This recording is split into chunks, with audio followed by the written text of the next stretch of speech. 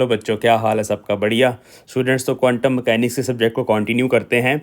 हम कर रहे हैं unit number 2 which is formalism of quantum mechanics या वेव मैकेनिक्स।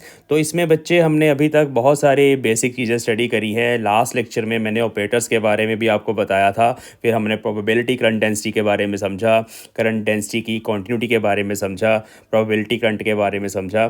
तो हम ये चीज़ जानते हैं अभी कि भाई क्वांटम मैकेनिकल पार्टिकल्स को हमेशा एक वेव पैकेट की फॉर्म में मैथमेटिकली रिप्रेजेंट किया जाता है। और वो जो वेव पैकेट है वो पार्टिकल के होने की संभावना बताता है। बेसिकली वो प्रोबेबिलिटीज़ की वेरिएशन होती है, पार्टिकल की पोजीशन की प्रोबेबिलिटीज़ की वेरिएशन होती है। बच्चे, आज का जो लेक्चर है वो है अर्नफेस्ट थ्योरम। ये बहुत इंपॉर्टेंट है क्वांटम मैकेनिक्स में। ये समझने के लिए बहुत इंपॉर्टेंट है कि जो क्लासिकल फिजिक्स के लॉज हैं, जैसे कि आपने Newton second law of motion पढ़ा, या अभी आप कोई भी रिलेशन पढ़ते हो, जैसे कि मोमेंटम जो होता है it is mass times velocity या mass times rate of change of position of the object. तो ये क्लासिकल फिजिक्स के जो लॉज हैं वो क्वांटम मैकेनिकल ऑब्जेक्ट्स पे अप्लाई होते हैं या नहीं होते। तो अर्नफेस्ट ने 1927 में इस थ्योरम को प्रूव किया था कि भाई जो हमारे क्लासिकल फिजिक्स के लॉज हैं, जिसमें हमारे पास जो क्वांटिटीज़ होती हैं वो पूरी डिटर्मिनिस्टिक होती हैं। मतलब अगर आपको पार्टिकल की पोजीशन की बात करनी है तो आप किसी पर्टिकुलर टाइम टी पे बता सकते हो कि पार्टिकल यहाँ पे है। क्वांटम मैकेनिक्स में नहीं बता सकते। उसमें हमेशा हमें ये पता होता है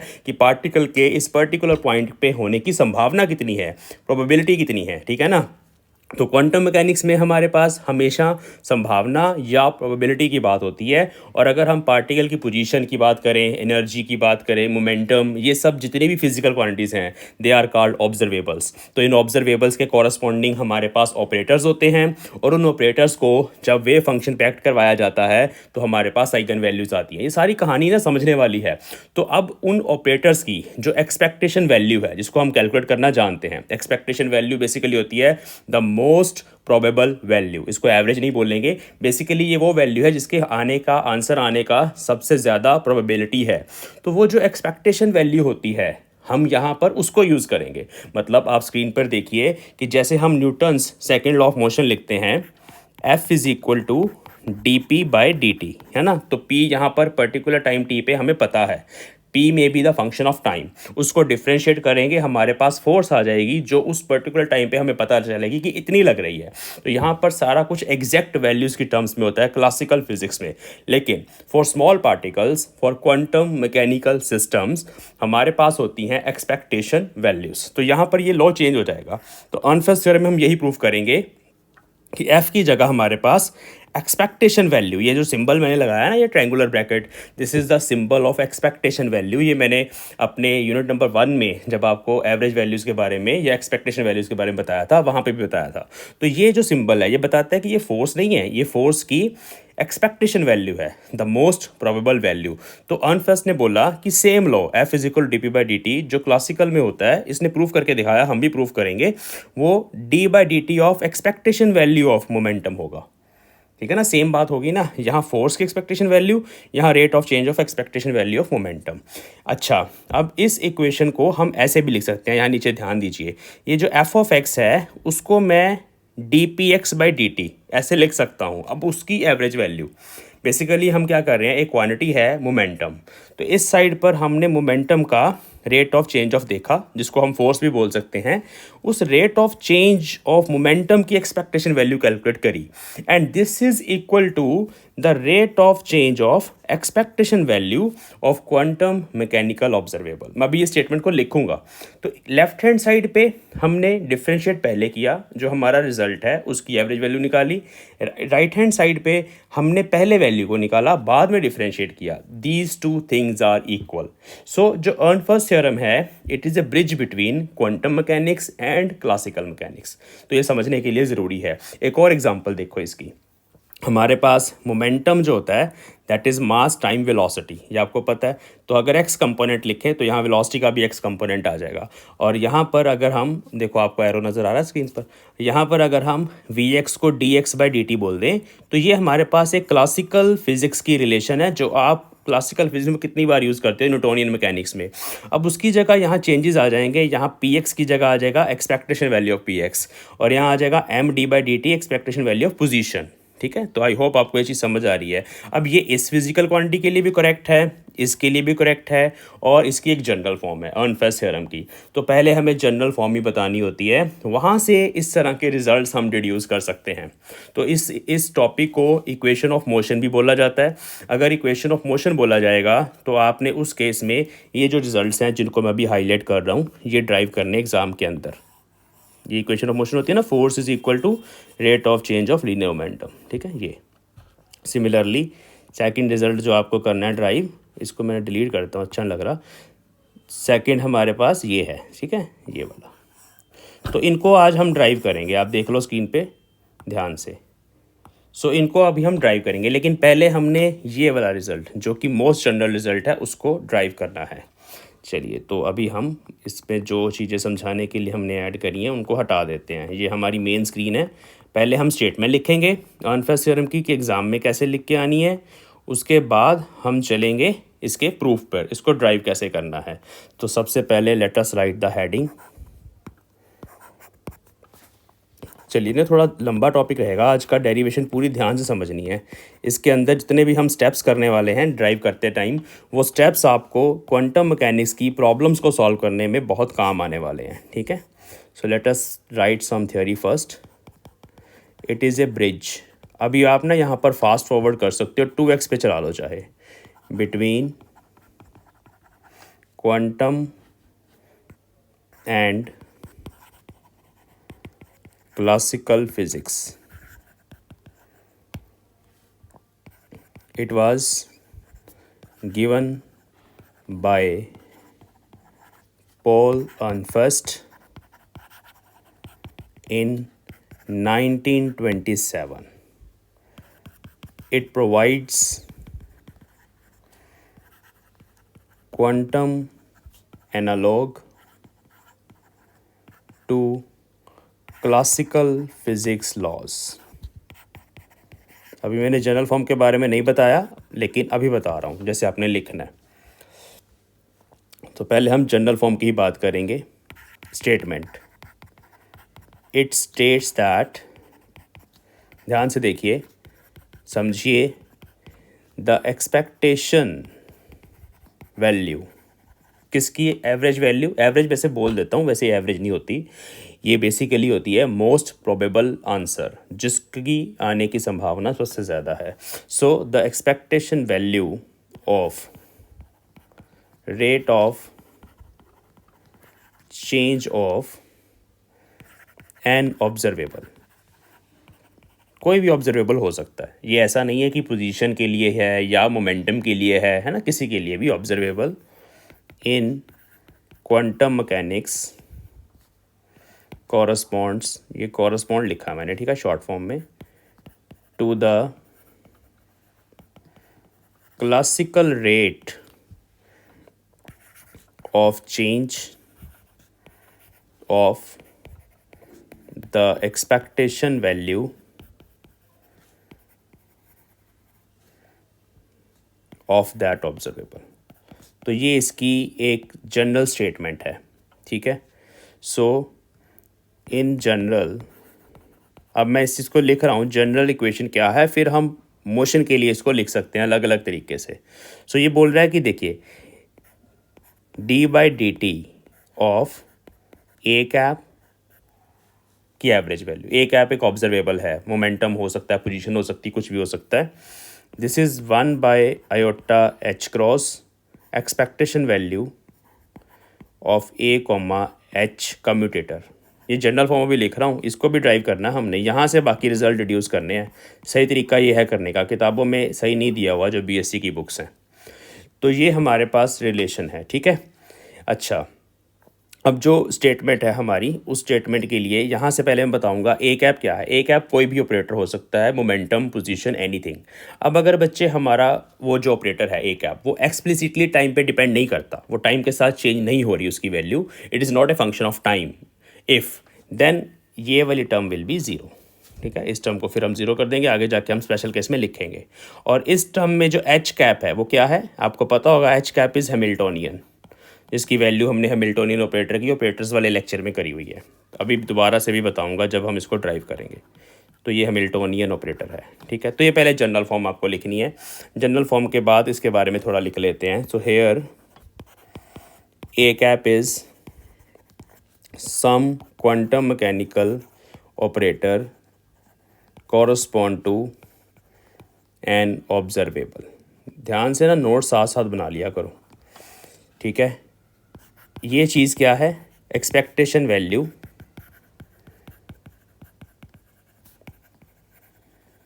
ऑफ ए कैप, ठीक है। ये चीज़ें हैं। Now for motion of particle, हमारी ये जो अर्नफेस्ट थ्योरम है ये क्या बन जाएगी? मैं लिख रहा हूँ जो चीज़ें आपको ड्राइव करनी है, इनको इक्वेशंस ऑफ मोशन बोला जाता है। Average value of momentum is equal to M D X by D T. ये हमें प्रूव करना है कि भाई जो rate of change of expectation value of X है वो पी एक्स बाई एम है। पी एक्स बाई एम भी क्या होता है? वेलोसिटी की एवरेज वैल्यू बनेगी। इसको आप ऐसे भी लिख सकते हो, D X cap by D T is P X by M, ऐसे भी लिखा जा सकता है। और इसको आप ऐसे भी लिख सकते हो, P X by M is V X, ऐसे भी लिख सकते हो, ठीक है। तो ये वही चीज़ बता रहा है। And this is also D X by D T. तो देखो ना ये क्या होगा, ये expectation value of rate of change of X हो गई और ये हो गया rate of change of expectation value, these are equal. तो ये सारी स्टेटमेंट्स इक्वली वैलिड हैं। दूसरी ये हम प्रूव करेंगे। तो एग्ज़ाम में अगर इसको ड्राइव करने के लिए बोलेंगे तो पहले जनरल फॉर्म ड्राइव करनी है, फिर इसको ड्राइव करना है, वहाँ से रिड्यूस हो जाएगी फटाफट। और दूसरा हमारे पास जो इंपॉर्टेंट रिलेशन है वो है Newton second law for quantum mechanical particle. तो वो भी है, वो इस तरह से लिखना आपको, rate of change of momentum क्या होता है? फोर्स। सो वो हो जाएगा फोर्स। और फोर्स आपको पता है negative gradient of potential energy होता है, ये आपको पता होगा। ऐसे भी लिखा जाता है फोर्स को, और फिर हम उसको ऐसे पुट कर देंगे एफ ऑफ एक्स।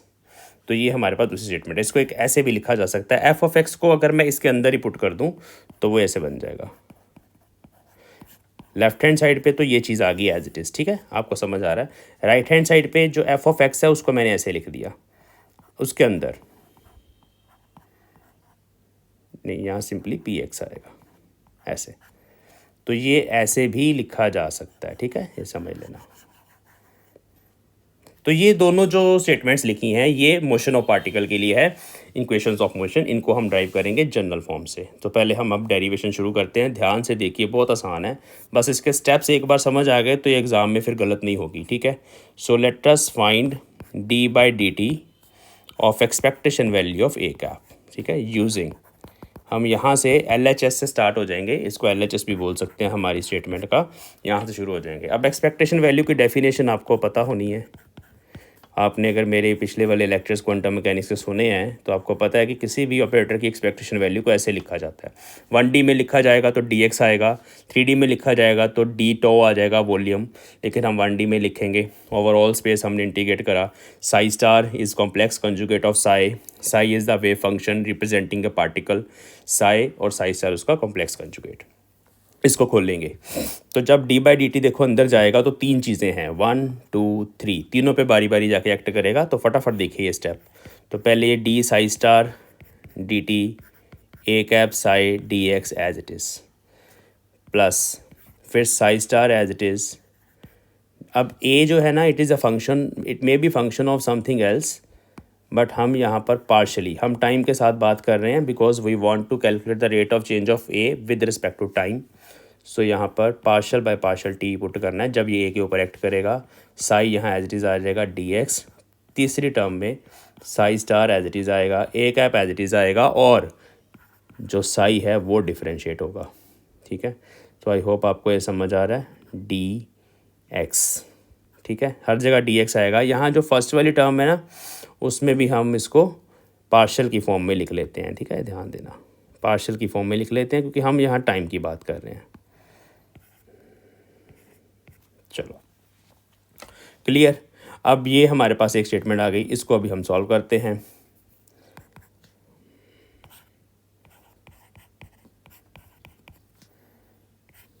मैं पहली टर्म को एज इट इज़ लिख रहा हूँ, देख लो एज इट इज़ आ गई, जैसे ऊपर है वैसे नीचे आ गई।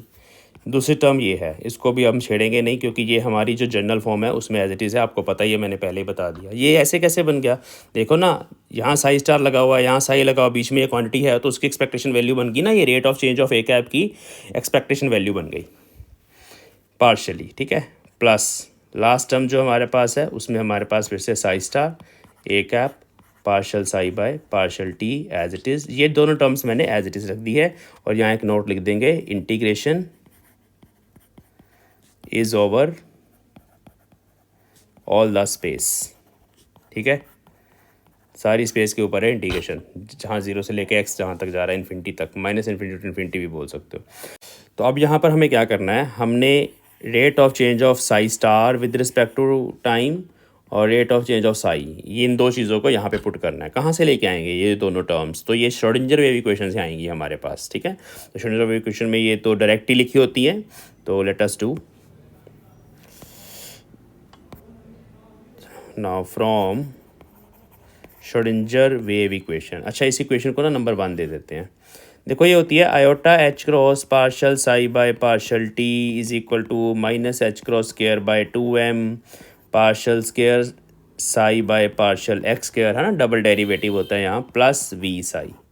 We is the potential energy term, ये किनेटिक एनर्जी टर्म, ये मोमेंटम से आती है, इसको पी स्क्वायर बाय 2m के फॉर्म में भी लिख सकते हैं, लिखेंगे आगे जाके।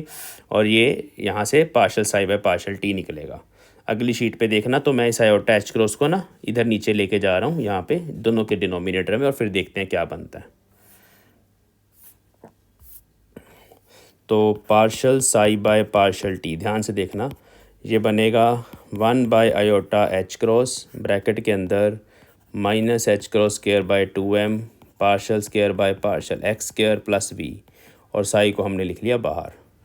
ऐसा क्यों किया, इसको हैमिल्टोनियन की फॉर्म में, ये हैमिल्टोनियन ऑपरेटर है, अगर आपने वो लेक्चर सुना हो ऑपरेटर वाला ना, तो you know that this is Hamiltonian operator. तो ये बनेगा 1 by iota H cross H cap psi, ये सारा Hamiltonian energy, total energy of the particle, ये किनेटिक एनर्जी की टर्म होती है, ये पोटेंशियल एनर्जी की टर्म होती है, आप देख सकते हो लेक्चर्स में से जाके। तो ये हमें partial psi by partial T मिल गया। अब इसका कॉम्प्लेक्स कंजुगेट कर लेते हैं क्योंकि ये भी टर्म चाहिए, तो -1 by iota H cross, iota की जगह माइनस आयोटा आ जाता है ना जो कॉम्प्लेक्स कंजुगेट करते हैं। हैमिल्टोनियन का भी कॉम्प्लेक्स कंजुगेट करा, बट वो रियल होता है हमेशा, इट इज़ हर्मिशन ऑपरेटर।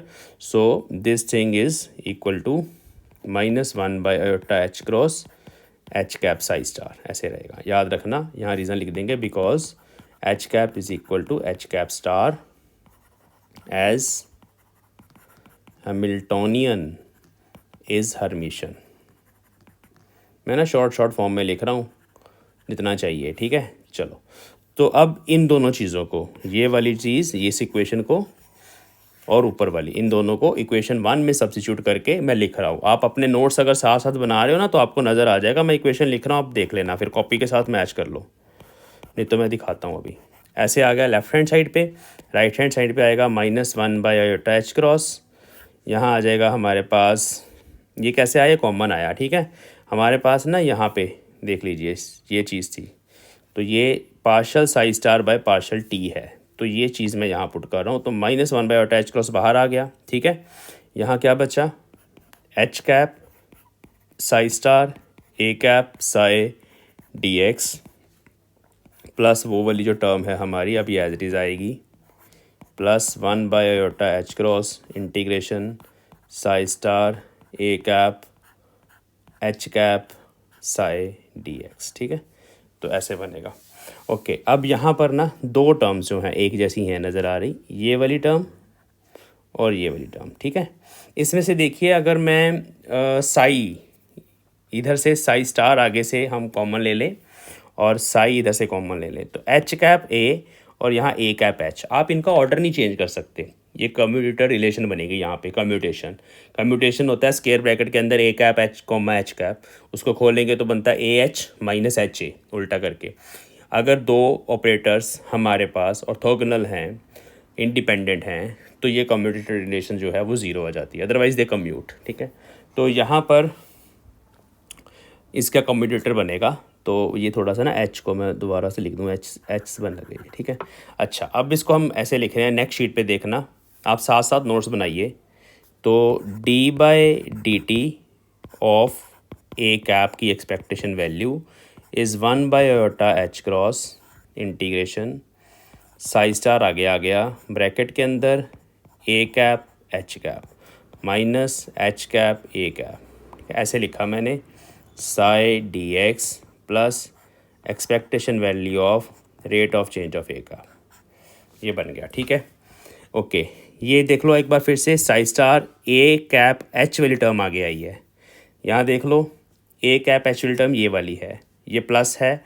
अगर मैंने इस टर्म को बाहर लिखा है प्लस वाली को, तो ये टर्म आगे आएगी, माइनस वाली पीछे चली जाएगी। माइनस वाली टर्म में एच आगे है, ए पीछे है, ये ऑर्डर बहुत मैटर करता है। तो एच ए वाली टर्म यहाँ पीछे आनी चाहिए, ये देख लो, ये समझ लो चीज़ें ना जो मैं बता रहा हूँ साथ साथ। ओके, तो इसको ऐसे लिखा जा सकता है, फिर ये बड़ा आसान है, इसको ऐसे लिखा जा सकता है 1/H क्रॉस, ये एक्सपेक्टेशन वैल्यू है। देखो इस तरफ साई स्टार है, इधर साई है, किसकी एक्सपेक्टेशन वैल्यू है? ये कम्यूटेटर की। ये बीच में जो बचा वो कम्यूटेटर है, इसको हम A, H बोलते हैं। जो चीज़ पहले लिखी होती है उसको पहले लिखना होता है, A, H का कम्यूटेटर एक्सपेक्टेशन वैल्यू। तो ये सारी की सारी टर्म ये वाली इसके बराबर आ जाएगी। ठीक है, प्लस ये एज इट इज़। चलो जी, तो बस जनरल फॉर्म तो हमारी ड्राइव हो गई। तो पहले हमें जनरल फॉर्म ही बनानी है, फिर अभी हम इसको खोलेंगे। इसको हम मोमेंटम के लिए और पोजीशन के लिए फाइंड करेंगे। इसको हम पहले हाईलाइट कर लेते हैं कि this is a general form of Ehrenfest theorem and this is called equation. इसको भी इक्वेशन ऑफ मोशन बोला जाता है। Basically equation of evolution of A cap है विद टाइम। ठीक है, एक्चुअल नाम ये है। कई बुक्स में इक्वेशन ऑफ मोशन लिख दिया इसी को, कोई बात नहीं। चलो, वैसे अगर मोशन तब बनेगा जब यहाँ पोजीशन होगी या मोमेंटम होगा, वेलोसिटी होगी। ठीक है, ओके। अब यहाँ एक स्पेशल केस है। If A cap has not any explicit time dependence, इसका मतलब होता है कि ए कैप के एक्सप्रेशन के अंदर जो भी मोमेंटम है, अगर उसका ऑपरेटर होगा कुछ ना कुछ, अगर उस एक्सप्रेशन के अंदर टाइम नहीं आ रहा तो ये टर्म ज़ीरो हो जाएगी। पोजीशन जैसे है ना, सिंपली एक्स कैप से डिनोट होता है। मोमेंटम ऑपरेटर होता है माइनस ए होता है H cross partial over partial x, तो उसमें भी टी नहीं आ रहा, तो फिर ये टर्म ज़ीरो हो जाएगी। देन इसका मतलब है कि दिस थिंग इज़ ज़ीरो। तो फिर सिंपली हमारे पास अर्नफेस्ट थ्योरम बनती है, rate of change of expectation value of operator A cap is 1/H cross expectation value of commutator of operator A cap with Hamiltonian, ऐसे बोला जाएगा। ठीक है, ओके। इसके साथ एक और इम्पॉर्टेंट चीज़ है, अगर हमारे पास एक और केस है, इफ़ ए कैप कुछ ऐसा ऑपरेटर है विच कम्यूट्स विद एच, क्या कर रहा है? Commutes with H. कम्यूट्स करने का मतलब क्या है कि ये टर्म ज़ीरो है, मतलब A cap H cap is equal to, अगर एच कैप ए कैप है, कोई फ़र्क नहीं पड़ता ऑर्डर से, तो ये टर्म भी ज़ीरो हो जाएगी। तो इसका मतलब है कि फिर इसका कम्यूटेटर ज़ीरो है। अगर ज़ीरो है तो लेफ़्ट हैंड साइड पे जो भी है this will be equal to zero, तो ए कैप कॉन्स्टेंट हो जाएगा।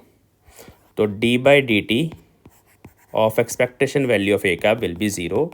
तो मतलब that operators expectation value is constant. ठीक है, this is called constant of equation of system. अगर मोशन की बात हो रही है तो कांस्टेंट ऑफ मोशन। ठीक है, जो भी क्वांटम मैकेनिकल सिस्टम है उसके लिए ये चीज़ कांस्टेंट होगी। जो भी एक ऐप होगा अगर वो एच के साथ कम्यूट कर जाता है तो ये बड़ी इंपॉर्टेंट चीज़ है। तो टाइम एवोल्यूशन ऑफ एक ऐप में वो चीज़ कांस्टेंट हो जाएगी। एक एग्जांपल देखो इसकी, क्या हम ए कैप को एच कैप ही ले सकते हैं? ले सकते हैं। सो अगर हम एच ए कैप की जगह हैमिल्टोनियन ही ले लें, अगर ये उसके बराबर ही हो, देखो ना वहाँ तो एक जगह तो हैमिल्टोनियन आएगा, बट अगर ए कैप भी हम हैमिल्टोनियन ले लें तो फिर तो पता ही है कि अब ये कम्यूटेटर ज़ीरो हो जाएगा। एक ऑपरेटर अपने साथ तो कम्यूट करता ही है ना, H cap minus H cap will always भी ज़ीरो, तो ये ज़ीरो हो जाएगा। तो यहाँ फिर आ जाएगा कि डी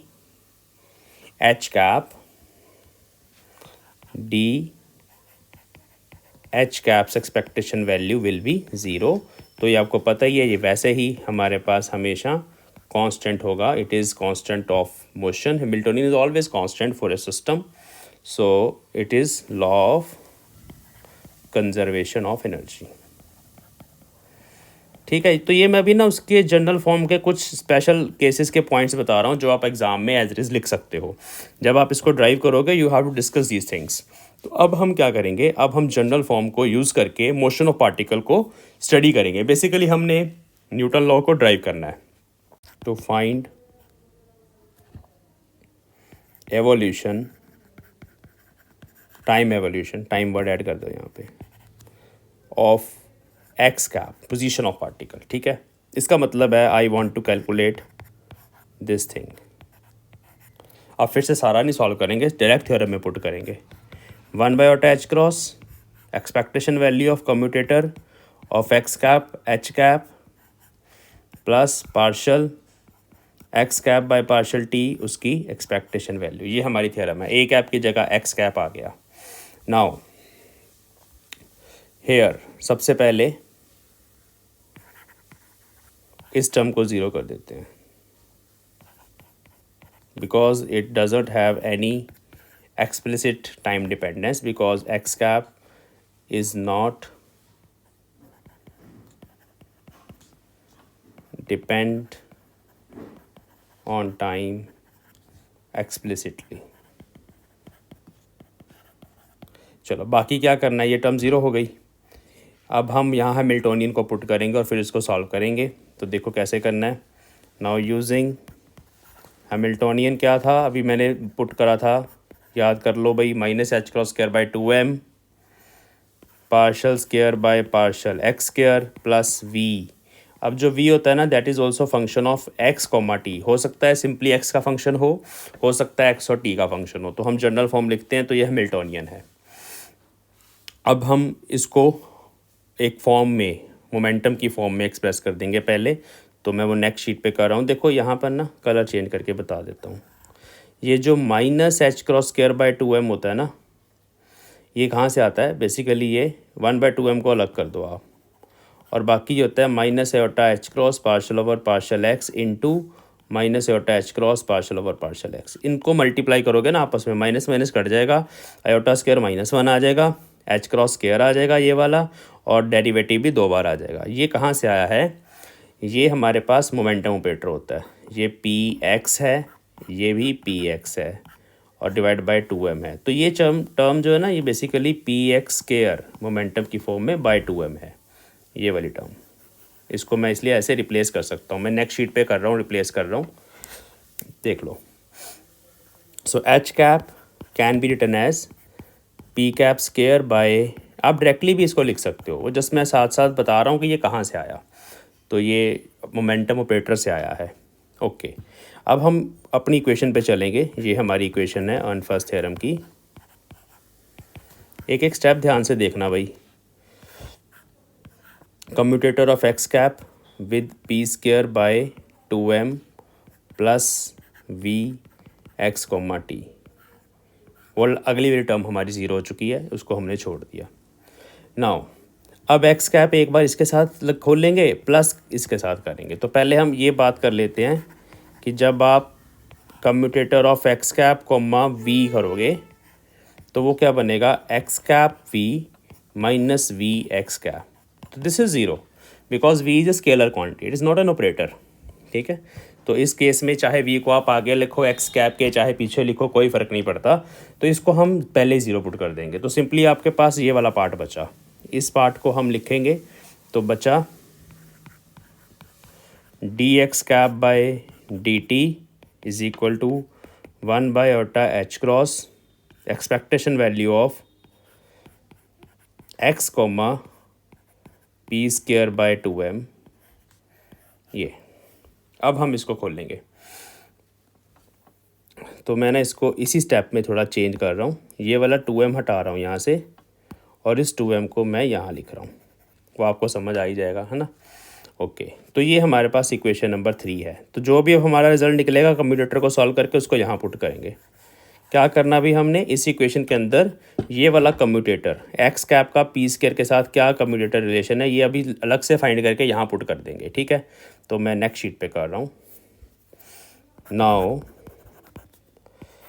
एक्स कैप की पी स्क्वायर के साथ कम्यूटेटर रिलेशन, ये ना वैसे भी आई एग्जाम में न्यूमेरिकल की फॉर्म में कि इस कम्यूटेटर रिलेशन को सॉल्व करो। तो अब मैं पूरे स्टेप्स इसके सॉल्व करने वाला हूँ। ये बहुत काम की चीज़ है, एज ए न्यूमेरिकल भी ये आ सकता है एग्जाम में। तो यहाँ से ध्यान से देख लो।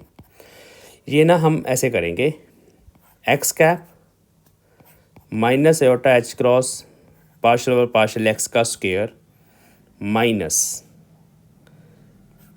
Aorta H cross partial over partial X का स्क्वायर अब आगे आ जाएगा, एक्स कैप पीछे चला जाएगा, ठीक है। ये x cap P square minus P square X cap लिखा है।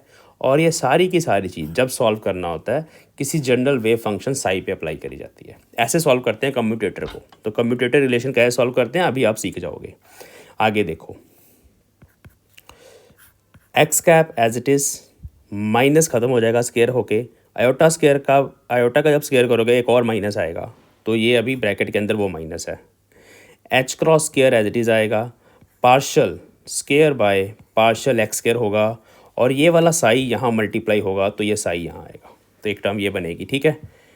माइनस, अब जब फिर से स्क्वायर करोगे ये वाला माइनस उड़ेगा, आयोटा स्क्वायर जब होगा एक और माइनस आएगा, वो माइनस इसके साथ प्लस होगा। एच क्रॉस स्क्वायर आएगा, partial over partial X square आएगा। लेकिन अब ये जो चीज़ है ना, ये ऑपरेटर है, ये इस पे एक्ट करेगा दोनों पे, क्योंकि एक्स तो यहाँ लगा हुआ है और साई इससे मल्टीप्लाई होगा, तो ये दोनों पे ऐसे एक्ट करेगा और फिर ब्रैकेट बंद होगी। यहाँ पे इस टर्म पे प्रोडक्ट रूल लगेगा, ये सॉल्व है ऑलरेडी।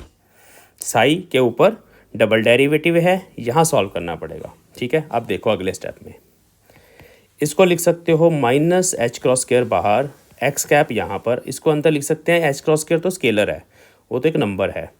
बाकी जो बचा इसको ऐसे लिख सकते हैं, ये टर्म ऐसे बनी, प्लस अब यहाँ देखो क्या हो रहा है, बड़े ध्यान से देखना। डबल डेरिवेटिव है तो पहले पार्शियल ओवर पार्शियल एक्स को अलग करना पड़ेगा, और एक टर्म को पहले पार्शियल ओवर पार्शियल एक्स को इन दोनों पे, ये जो दोनों इकट्ठे जुड़ के बैठे हैं एक्स कैप और साई एक दूसरे के साथ टिके हुए, इनके ऊपर एक्ट करवाना है। सिंगल एक बार पहले डिफ्रेंशिएट करने पड़ेगा, फिर दूसरी बार चेन रूल प्रोडक्ट रूल लगाना पड़ेगा। समझ रहे हो मेरी बात? तो अब हम नेक्स्ट स्टेप में पहले एक बार करेंगे। एक चीज़ मिस हो गई है यहाँ से मेरे से, वो है एच क्रॉस स्क्वायर, ये वाली, ठीक है। अब देखो थोड़ा थोड़ा इधर जा रहा हूँ, मेरे लंबी टर्म्स आने वाली हैं।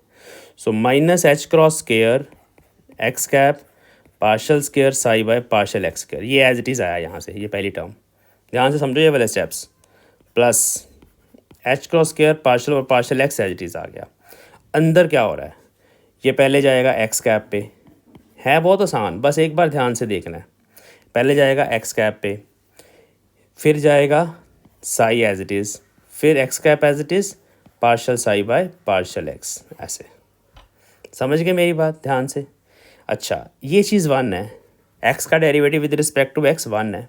वो अगले स्टेप में मैं पहले लिख देता हूँ इसको, फिर आप देख लेना। तो ये बनेगा minus H cross square X cap partial square psi by partial X square as it is आ गया, सारी ऊपर वाली टर्म नीचे आ गई as it is, plus H cross square partial over partial X as it is, यहाँ अंदर बचा साई प्लस, क्योंकि वो वन हो गया, ये बचा, ठीक है। अब ये वाला डेरिवेटिव फिर से ये सिंगल जो है with respect to x partial और पार्शियल एक्स, ये फिर से ब्रैकेट में जाएगा, साई पे एक्ट करेगा। जब उधर जाएगा तो फिर एक बार एक्स कैप पे एक्ट करेगा, फिर partial psi by partial x पे एक्ट करेगा। वो नेक्स्ट शीट पे मैं कर रहा हूँ। आप ना नोट्स वीडियो को पॉज कर लिया करो, साथ साथ ही बना लिया करो, अच्छा होता है, देखना आप ध्यान से। तो ये टर्म बनेगी, इधर भी लिख लेते हैं क्या चल रहा था हमारा, वो तो कहीं रह ही गया। अगर मैं पी के पैर में कहीं एक्स लगाना भूल जाऊं तो लगा लेना, ये एक्स कंपोनेंट है मोमेंटम का। तो ये टर्म ऐसी बनेगी, अब खोल के ये फर्स्ट टर्म तो ना मैं एज इट इज़ ही लिख रहा हूँ जो हमारी चल रही है, एच क्रॉस स्क्वायर। अच्छा, पहले था साई, तो साई के ऊपर एक्ट करेगा तो partial psi by partial x, plus फिर वैसे ही एक बार एक्स पे एक्ट करेगा, दूसरी टर्म एज इट इज़ आएगी, फिर एक्स कैप बाहर आएगा, दूसरी टर्म पे एक्ट करेगा तो वहाँ अब डबल डेरिवेटिव हो जाएगा, फिर से ये चीज़ जो ब्रैकेट के अंदर है वो 1 है, ठीक है। इसको 1 पुट कर देते हैं और सॉल्व करते हैं, तो ये बनेगा minus H cross square X cap partial square psi by partial X square plus H cross square, ये डबल हो जाएगा, ये और ये दोनों ऐड होके 2 पार्शल साई, ये 2 है, बाय पार्शल एक्स बनेगा, ठीक है। और ये वाला एच क्रॉस स्क्वायर इधर भी मल्टीप्लाई होगा अब, प्लस एच क्रॉस स्क्वायर, ठीक है। एच कट भी बोलते हैं कई लोग, एच कट स्क्वायर, आपको जो अच्छा लगता है वो कर लो, मैं क्रॉस बोलता हूँ, कट बोलते हैं कई लोग। ये हो गया, ये भाई साहब इससे कैंसिल हो गए, ठीक है। तो हमारे पास बचा 2 H cross square partial psi by partial x. ये क्या होता है, ये होता है 2 एच क्रॉस स्क्वायर आयोटा से मल्टीप्लाई आयोटा से divide partial over partial x of Sai, ऐसे लिख लिया। ये बन गया 2 आयोटा एच क्रॉस अलग कर लिया, minus iota H cross partial over partial x Sai अलग कर लिया। देख लो ये बड़ा सिंपल सा मैथ्स है, ऐसे बनाना पड़ता, हमने ना मोमेंटम ऑपरेटर लेके आना है यहाँ पे। तो ये जब आप सॉल्व करोगे तो ये बनेगा 2 iota H cross P cap x, ये मोमेंटम ऑपरेटर ही तो है ना ये वाला भाई साहब, इसको याद रखो, और ये साई। तो मतलब ये कम्यूटेटर जो है, जो हमारी ऊपर वाली इक्वेशन में कहीं पर है, ये इसके बराबर है। Very very important result, not only for this theorem but also for the numerical problems that can be asked in your exams. Okay, now we will substitute in equation 3. Which was equation 3? This is हमारी equation 3, 1 by 2m iota h cross। ये मैं दोबारा से लिख रहा हूँ उस equation को, पीछे नहीं अब मैंने जाना। ये 3 दोबारा से लिखी, तुम बार बार मत लिखना पेपर में। अब इसके ये जो कम्यूटेटर है पुट कर रहा हूँ ऐसे, इधर 1 by 2 iota m h cross, expectation value of 2 iota H cross p x, ठीक है। ये चीज़ आ गई। तो ये जो स्केलर्स होते हैं 2 आयोटा एच क्रॉस, ये तो ऐसे ही होते हैं, इनको बाहर निकाल सकते हैं, तो ये आ गया p x divide by M, ठीक है। तो हमारे पास फर्स्ट रिजल्ट आ गया, the rate of change of expectation value of position of particle. फिर से सुनो ये क्या लिखा है मैंने, इतनी बड़ी लाइन को देखो एक शॉर्ट फॉर्म में लिख दिया। फिजिक्स वाले ना थोड़े से लेज़ी होते हैं, तो वो हर चीज़ को मैथमेटिकली छोटे से छोटा करके कैसे लिखें वो लिख देते हैं, तो वही मैंने लिखा। ये है rate of change of expectation value of position of particle, इतनी बड़ी इंग्लिश और ये छोटा सा mathematics. This is equal to, ठीक है, so it is same as that of classical equation dx by D T is equal to P X by M और V X is equal to P X by M, ठीक है ना। तो Ehrenfest theorem का first part जो अभी exam में आपको सिर्फ इतना ही पूछा जा सकता है, तो आपने उसको ड्राइव करके ये करना है, या दूसरा पूछा जा सकता है, या पूरी थ्योरम पूछी जाएगी तो फिर सारा करना है। थोड़ी सी लंबी है ये, थोड़ी सी बड़ी है ना। ओके, अब दूसरी रिलेशन हम फाइंड करेंगे। Now let's find evolution of p cap, that is instantaneous change in expectation value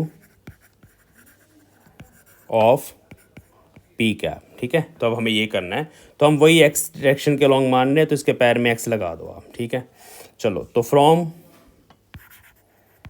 general equation, हाँ जी, जनरल इक्वेशन हमारी ये थी, D by D T A cap था, अभी ए कैप नहीं लिखना हमें लिखना है ए कैप की जगह पी एक्स कैप।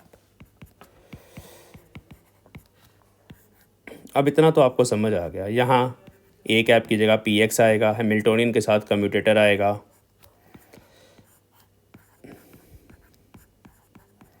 ठीक है, ऐसे। Now as again P cap is minus iota H cross partial over partial X, मतलब doesn't depend on time explicitly, directly या एक्सप्लिसिटली। तो ये टर्म जहाँ भी आपको नज़र आ रही है विल बी ज़ीरो। एक चीज़ तो ये ज़ीरो हो गई। अब इसको सॉल्व करेंगे। नाउ सॉल्विंग, इसको कुछ देते हैं क्वेश्चन नंबर 4। सॉल्विंग, आप नंबर नहीं क्वेश्चंस का अपनी कॉपी के हिसाब से कुछ भी रख सकते हो। अच्छा, क्या पहले हमें ये करना है सॉल्व, पी एक्स को एच के साथ कम्यूटेटर सॉल्व करना है। इसको सॉल्व करके यहाँ पुट करेंगे। देखो ध्यान से, पी कैप कॉमा एच क्या था हमारा, पी कैप स्केयर, पैर में एक्स लगा लो भाई, divided by 2m plus we, ये हमारा हैमिल्टोनियन ऑपरेटर है। ये पूरे के साथ पी एक्स को देखना है कम्यूट करता है नहीं करता, क्या रिज़ल्ट आता है इसका। तो हम इसकी टर्म्स अभी लिखेंगे खोल के। इसको पहले इसके साथ अलग से लिखूंगा, फिर इसके साथ लिखूंगा नेक्स्ट शीट पे। तो ये बनेगा p cap comma p cap square by 2m x x plus comma, ऐसे मैंने खोल लिया उसको। देखो ना, यहाँ पर प्लस में था तो ब्रैकेट खोल लिया, जस्ट कुछ भी नहीं करा, बड़ा आसान है। ये है हमारे पास p comma h. Now this term is zero, ठीक है। यहाँ रीज़न लिख देंगे बिकॉज जो मोमेंटम ऑपरेटर है ना वो अपने स्केयर के साथ हमेशा कंप्यूट करता है। यू कैन चेक, छोटी सी प्रॉब्लम है, यू कैन चेक, डायरेक्टली भी लिख देंगे, कोई चक्कर नहीं है। चलो, तो बाकी क्या बचा वो मैं लिख रहा हूँ। तो we get d by D t therefore from 4, ये सिर्फ इसके बराबर बचेगा 1 by iota h cross expectation value of p cap comma v x t, ये बचेगा। बस इतना सा सॉल्व करना अभी हमें, जो बहुत आसान है सॉल्व करना। ध्यान से देखो, मैं इसी के अंदर खोल रहा हूँ, अलग अलग स्टेप नहीं करूँगा अभी। ये मैंने एक्सपेक्टेशन वैल्यू का साइन स्टार्ट कर दिया, ब्रैकेट खोल रहा हूँ मैं। पहले पी कैप आएगा, माइनस और attach cross partial over partial x ऐसे, फिर वी आएगा माइनस, अब वी पहले आएगा, फिर minus eta H cross partial over partial x ऐसे आएगा। ठीक है, ये हमने खोला कम्यूटेटर को। अब इसमें से कुछ कॉमन है तो बाहर निकाल लेते हैं।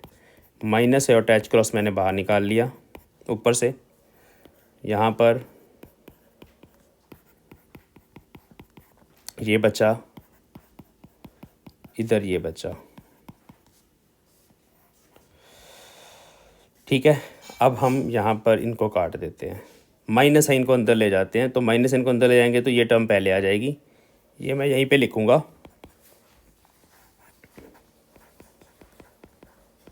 पार्शल ओवर पार्शल एक्स, इस टर्म को मैंने आगे लिख लिया, minus partial over partial x. अभी ना इसको खोलना है, यहाँ ब्रैकेट स्टार्ट करने की ज़रूरत नहीं है, सीधा लिख सकते हैं वी एक्स टी। अभी इसको साई पे एक्ट करवाना है, साई पे एक्ट करवाने के बाद बनेगा।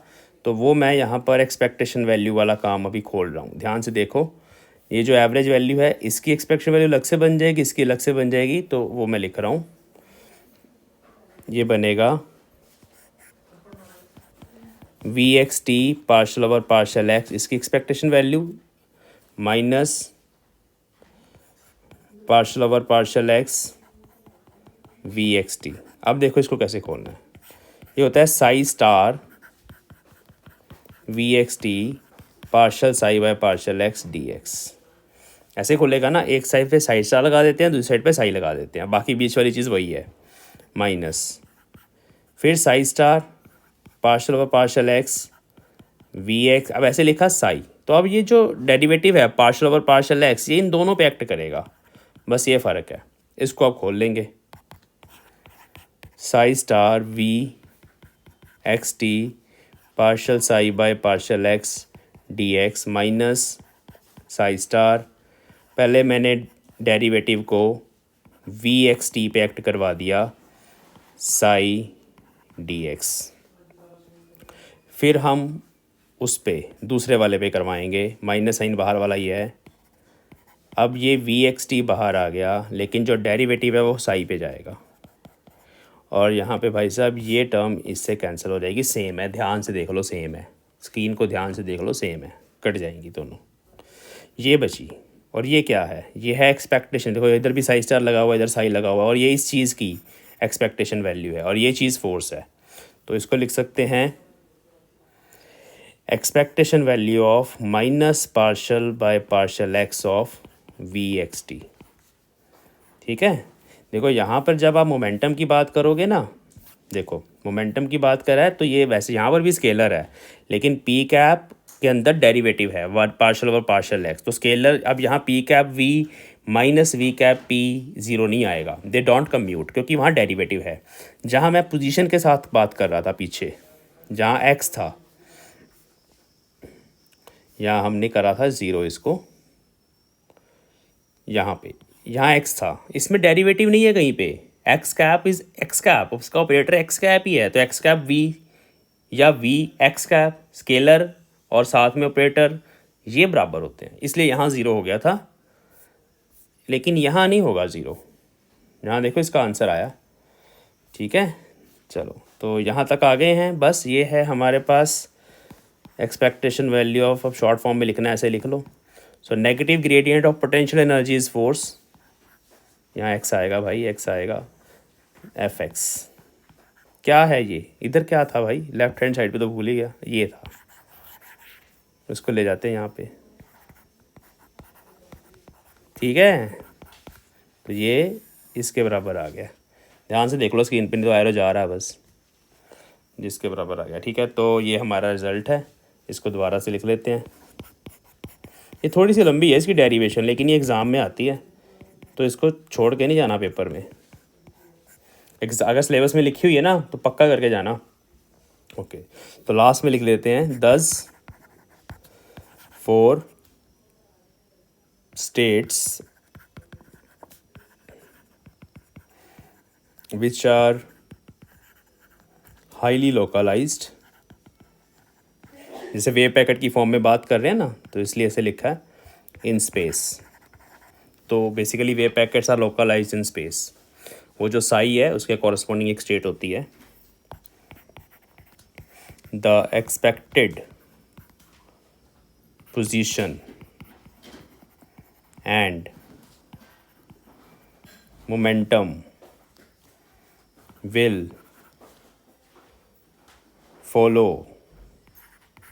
approximately follow classical trajectories।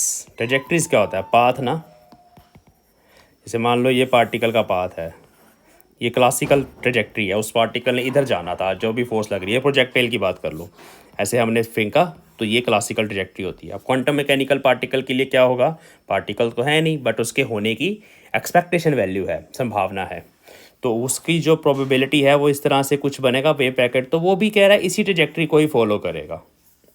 मतलब Newton second law of motion या न्यूटन के जो क्लासिकल फिजिक्स के लॉज हैं, जो डायरेक्टली हम लिखते हैं किसी पार्टिकल के लिए इन क्लासिकल फिजिक्स, यहाँ वो लॉज एक्सपेक्टेशन वैल्यूज़ पे एज इट इज़ एप्लीकेबल हो जाएंगे। तो this is Ehrenfest theorem. I hope आपको अच्छा लगा, इसको समझ के मज़ा आया। So we will meet in next class. आप कमेंट सेक्शन में लिखा करिए नेक्स्ट टॉपिक कौन सा आपने करना है। तो मैं कोशिश कर रहा हूँ कि क्वांटम मैकेनिक्स और ऑप्टिक्स एंड लेजर्स इसको फटाफट फिनिश करा जाए। So we will meet in the next class. Thanks for watching.